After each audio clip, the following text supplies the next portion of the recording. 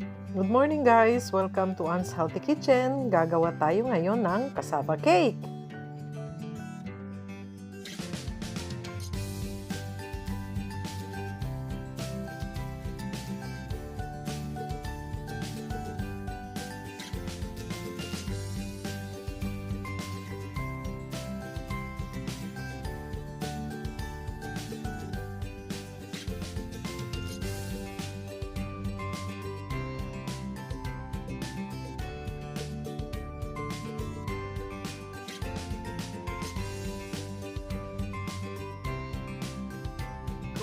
Ito ang cassava at saka coconut milk na nabili ko na nakapack na siya. Frozen siya nung binili ko.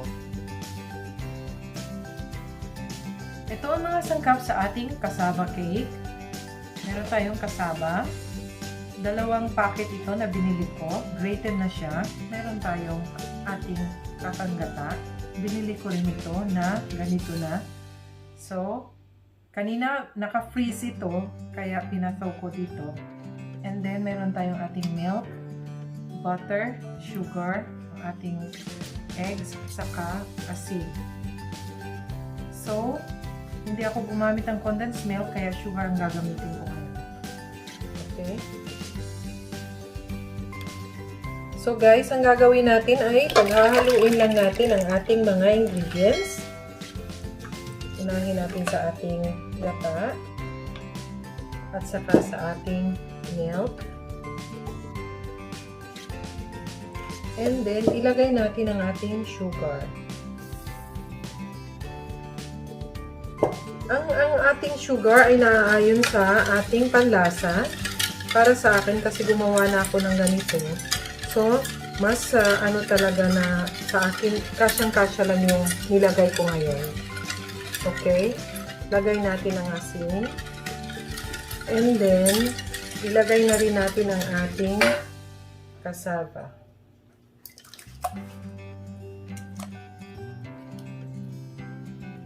Ayan.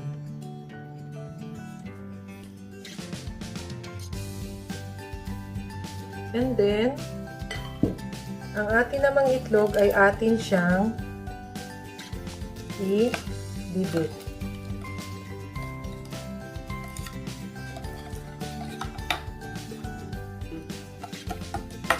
So, ibatihin natin ang ating itlog. Ganyan.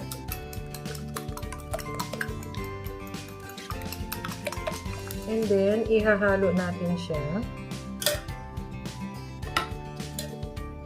Ayan. Haluin ulit natin.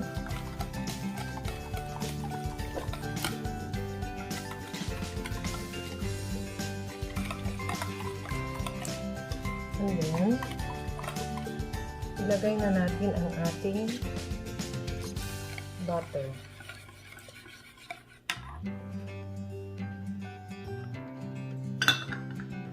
Ayan. Now, ito guys, ready na para sa ating pulmahan. Meron tayong llanera. Ang ating llanera ay lalagyan ko na ng butter. Ayan. So, ilagay natin siya dito. So, guys, ilagay na natin siya sa ating hulmahan. Ayan. Ito namang kabila. Ayan. So, pareho lang sila ng kadami. Lulutuin natin siya sa oven. 200 degrees Celsius for 1 hour. Dito na sa oven ang ating cassava cake. Hintayin natin siyang maluto. After 1 hour, titingnan natin. So, ito na ang ating cassava cake. Naluto natin siya ng 200 degrees Celsius ng 1 oras kasi makapal siya. So, ngayon, ang gagawin natin ay lalagyan natin ng toppings. Ang nilalagay ko is condensed milk. Tapos, lalagyan natin siya ng cheese. And then, ibabalik natin siya uli sa ating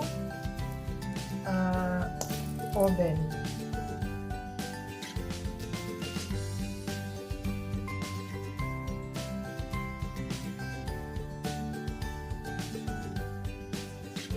So, ganyan lang ang gagawin natin. sa ating condensed milk.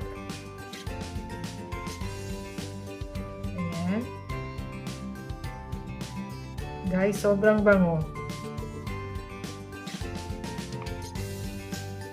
Kaya, ganito usually ang ginagawa ko sa aking cassava cake. And, lalagyan natin siya ng cheese sa ibabaw. And then, ibalik natin siya sa oven ulit para maluto yung kanyang toppings. May iba naman na iba yung ginagawa nila na toppings. Ako, ito talaga ang napakasarap kasi ito talaga yung ginagawa namin. Okay, so lagyan natin siya ng cheese. I-grate natin ang cheese sa ibabaw. Ayan.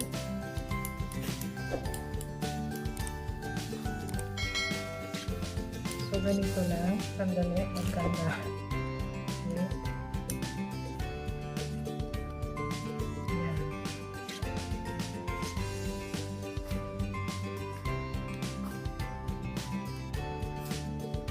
Pwede nyo rin itong ibenta. Alam nyo na. Sa hirap ng buhay ngayon. Ayan.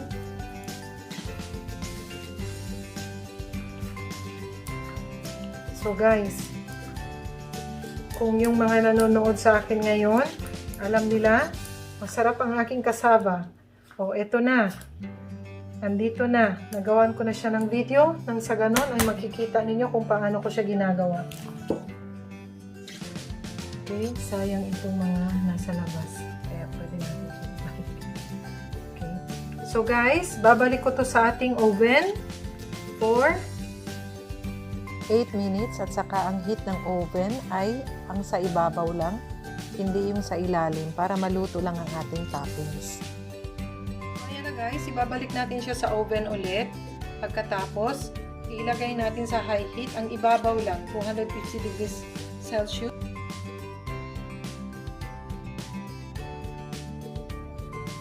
So ito na, malamig na ang ating cassava cake. Ngayon, titikman na natin.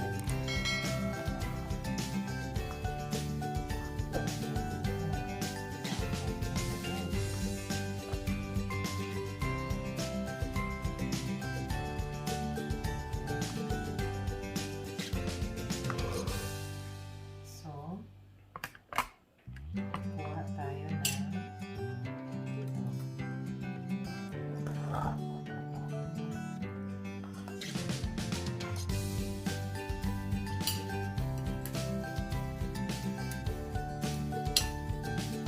so, titikman na natin ang ating cassava cake.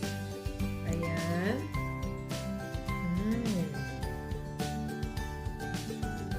Napakasarap. At syempre, guys, kung bago kayo sa channel ko, mag-subscribe na kayo, Anne's Healthy Kitchen. At saka, mag-like na rin kayo at mag-share. And then, don't forget to comment down below. At saka yung ating mga ingredients nasa description box. And don't forget to hit the notification bell for more updates. Salamat!